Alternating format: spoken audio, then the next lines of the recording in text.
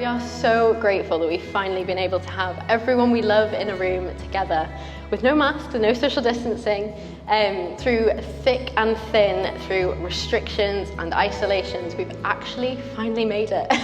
And I am so grateful for each one of you. Thank you to our fantastic families who we really wouldn't be here without you.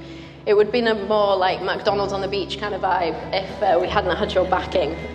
So thank you. And to my fantastic bridesmaids, you've just done such a fantastic job, from planning my hen to executing it in 30-degree heat and still looking fantastic was exceptional.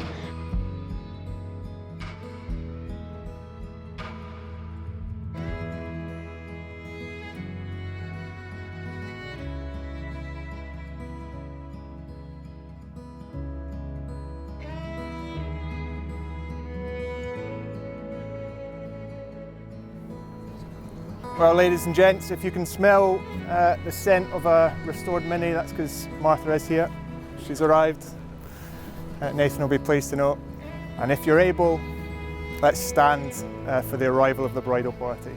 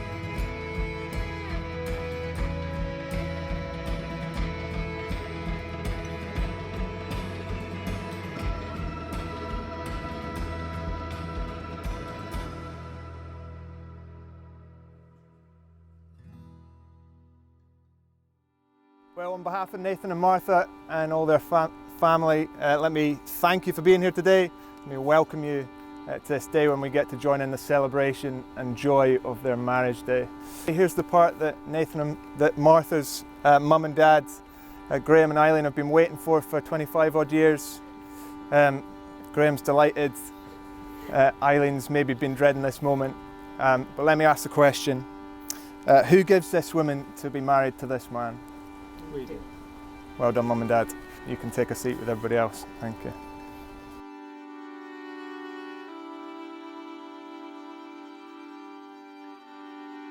Nathan and Martha are here today not just to celebrate their love for one another, but also to make serious promises to each other, in which they'll declare their love, but more than that, they will promise to love and be committed exclusively to each other for life.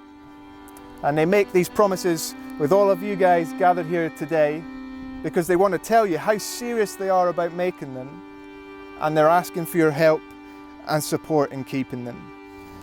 Nathan, will you have this woman to be your wife, to live together in accordance with God's holy law in the special relationship of marriage?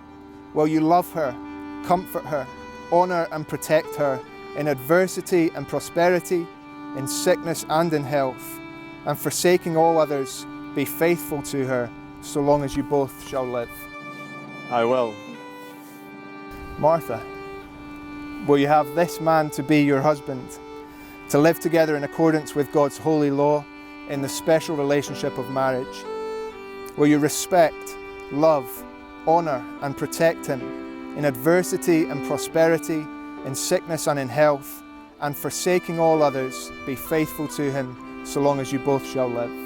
I will.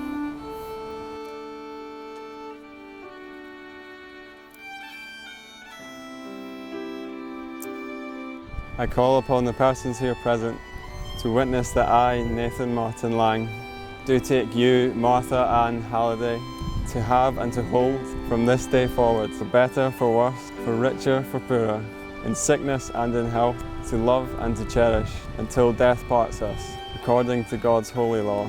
This is my faithful promise to you. Martha.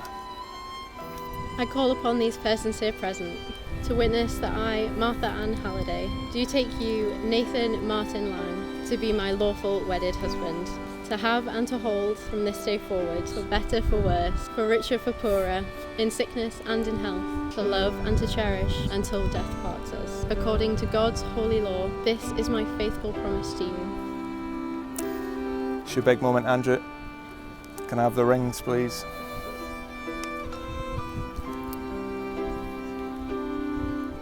Good one.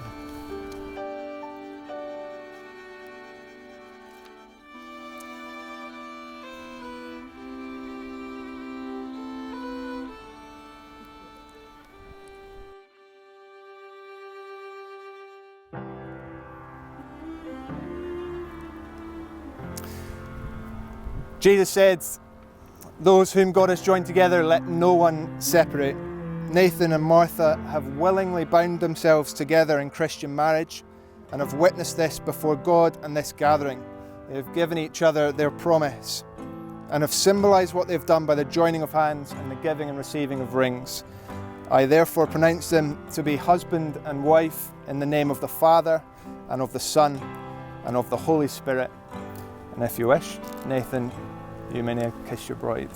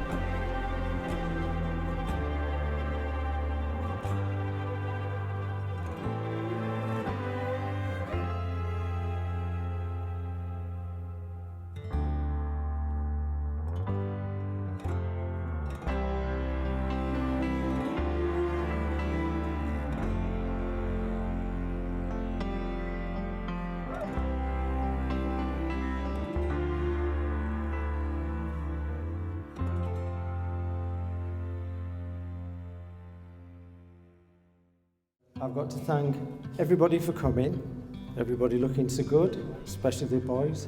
And I really am overwhelmed with the day generally. It's just been fantastic. I hope the rest of the evening goes as well.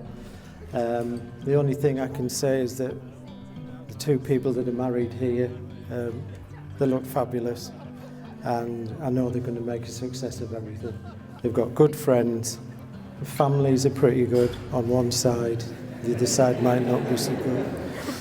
I've only got two things to say about them. Martha, obviously I've known her a long time.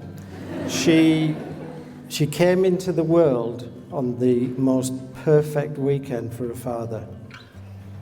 We were out, my wife was working on the Friday. The Saturday we went to my best friend's Mexican meal for his 40th birthday.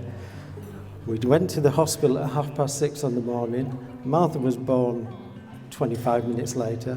I was sent off packing to get the 4-year-old Eleanor so I could have breakfast at home. Came back, watched the football on Sky, watched the Grand Prix later on when I went to pick them up because she came home the same day, and she was pretty good from that day on. Nathan, on the other hand, I found him to be the bravest person I've ever met. Nathan, when we first met, was a quiet boy. Had a bit of a chat with him, this, that, and the other. Thought, oh, he's a nice lad. We'll probably never see him again. And he stuck. He stuck to everything, thick and thin, the lot. And he's become a good friend, as well as now a son-in-law. And the bravest thing I've ever seen him do is he went with us to Elland Road. He's now a closet Leeds supporter. I just thought you'd better know all that. And also, the day he proposed, or asked if he could propose to Martha, that was one of the strangest events I'd ever had. When I get a text from him saying, would you like to go for a drink at our local pub? Because he was in the area. So we met up, I walked through the door and I thought, that's strange, he's got a pint of lemonade or water. Anyway, we sat there, we chatted, some other people came in, and then he said, look, I said, I've got to go home. Do you want to come and see Eileen? So we went home, had a chat with Eileen. Then he walked into the kitchen. He said, can I have a word with you? And he was straight, deadpan, said all the nice things, this, that, and the other. Do you mind if I ask Martha to hand him married? And I just said, crack on, son. Go for it. Now, it's my privilege to congratulate the newlyweds here before me, and what a good-looking couple they are, I'm sure you'll agree. And so here we are today, with the two becoming one. And it's obvious they make a great pair, despite being very different people. The man sat next to me today is a man who wears many hats. Architect, student minister, football hooligan, graphic designer, tech guru, endurance athlete, somewhat, delivery rider, and most recently, and very aptly, even a hat salesman. The irony is, you may think someone as multifaceted as that would have to be some high-energy, high-octane individual. But this man also happens to be the most lethargic guy you'll ever meet. Nathan is extremely laid back, as Martha has alluded to, and being of Lang lineage is a closed book emotionally. Contrastingly, Martha, who wears her heart on her sleeve. It's great to be formally welcoming you into the family today, it truly is. When Nathan and Martha initially started dating, I believe I was in London at the time, so I'd heard a lot about this loud Yorkshire lass before I had the chance to meet her. If there was one positive to come from last year's lockdown, it was the opportunity to get to spend much more time with and get to know my new sister-in-law much better. It didn't take me long to find out that Martha will not hold back if she feels at odds with something. Naturally, Nathan has been on the receiving end of these telling-offs on many occasions. Luckily, he's that lazy that he'll always take the path of least resistance and agree. Nathan may wear all the hats, but it's Martha who'll be wearing the trousers.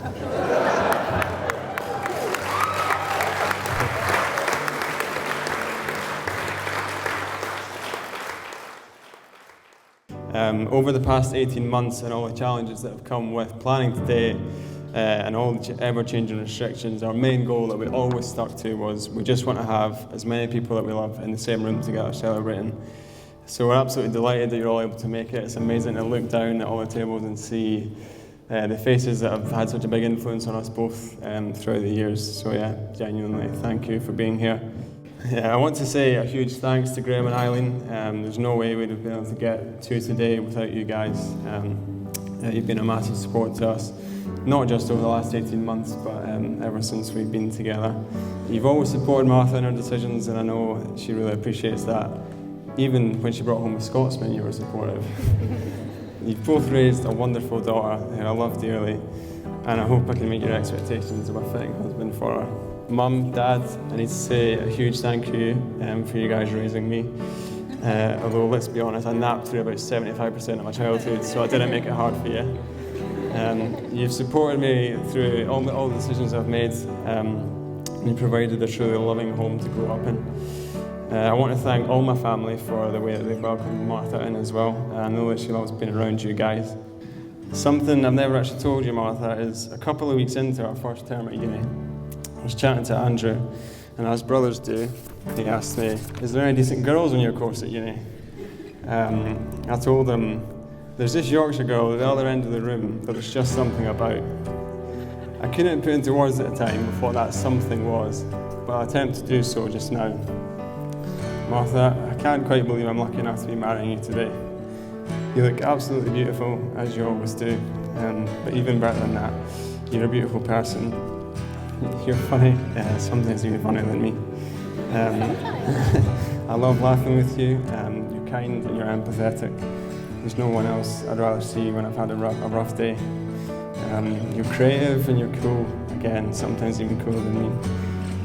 And you have a wonderful inability to be anything other than yourself, which means I can always tell how you're feeling. You're not afraid to be vulnerable, and you're always growing as a person because of that.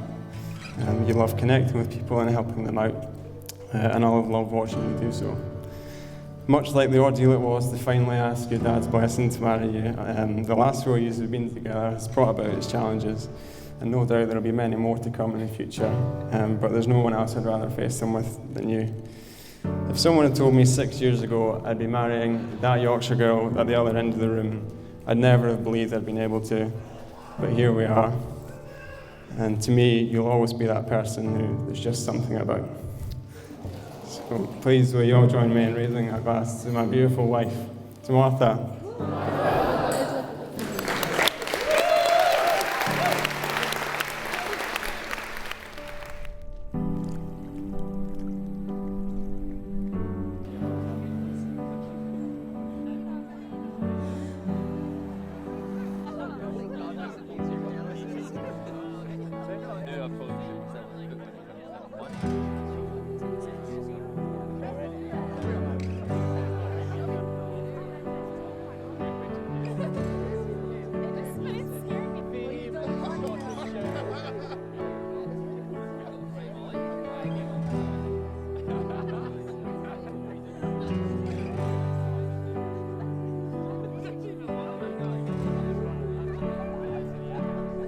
Thank you to everyone in this room who has contributed to our day. You are an incredibly talented group of people. There are makeup artists, musicians, bunting makers, cake bakers. The list is literally endless. Decoration people, culinary experts. Where's Mark? Filling station food. It's literally incredible. We really could not have pulled it off without such a talented group of friends, so thank you so much. And finally to Nathan, thank you for choosing to spend your life with me. You are the most patient and kind and caring person, and the most chilled out person, which is probably really good for me. And I'm amazed that I haven't frightened you off yet, to be honest. Like, after 6 years of knowing me, you've done really well. So I just ask you to all raise your glasses to Nathan, because he has no idea what he has signed up to. So please raise your glasses and your prayers, because he's going to need them, okay? To Nathan.